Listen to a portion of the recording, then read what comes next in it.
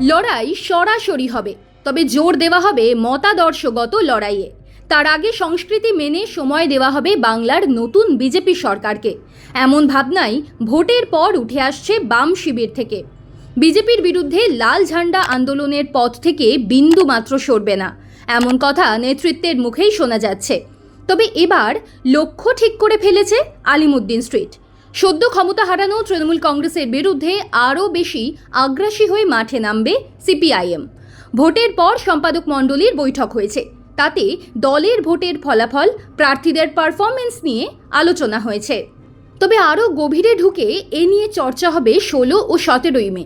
আগামী শনি ও রবিবার ডাকা হয়েছে রাজ্য কমিটির বৈঠক।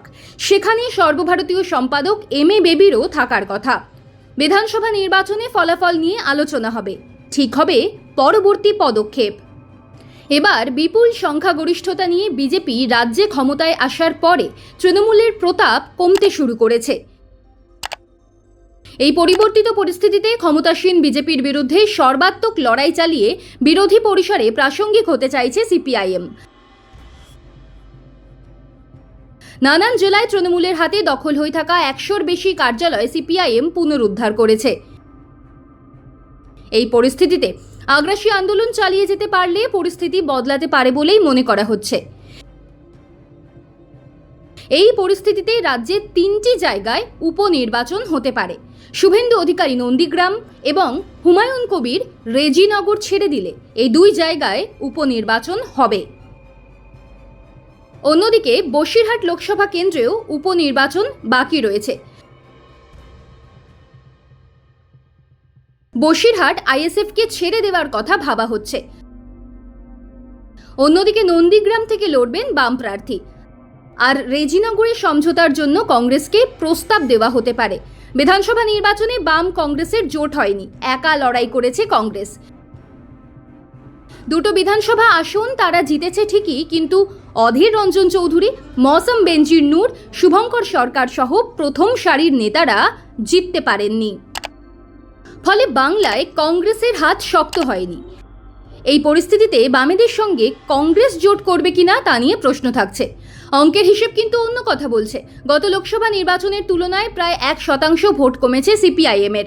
এবার তারা পেয়েছে 28,39,067 ভোট, 4.45% ভোট মিলেছে। ডোমকলের পাশেই জলঙ্গি কেন্দ্রে দ্বিতীয় স্থান পেয়েছে সিপিএম। আইএসএফ দ্বিতীয় হয়েছে 4টি আসনে, তাদের তৃতীয় স্থান রয়েছে 22টি আসনে। একা লড়ে কংগ্রেস মুর্শিদাবাদ জেলারই 2টি আসনে জয়ী হয়েছে, দ্বিতীয় স্থান পেয়েছে 6টি কেন্দ্রে। সিপিএমের চেয়ে বেশি আসন পেলেও কংগ্রেসের বাক্সে পড়েছে 18,90,858 ভোট বা 2.97%। অর্থাৎ বিরোধী পরিসরে এখনও কার্যত ফাঁকা জমি, সেই জমিরই দখল নিতে চাইছে বামেরা। অন্যদিকে তরুণ প্রজন্মকে এবারের বিধানসভা নির্বাচনে বাজি হিসেবে ধরেছিল আলিমুদ্দিন স্ট্রিট।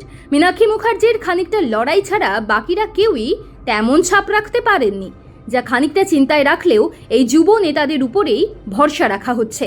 যে সমস্ত কেন্দ্রে তরুণ প্রার্থীরা লড়াই করেছিলেন তাদের সেই সমস্ত এলাকার দায়িত্বভার দিয়ে রাখা হয়েছে, যাতে আগামী দিনে ভোটের কথা ভেবে জনসংযোগ বাড়াতে পারেন।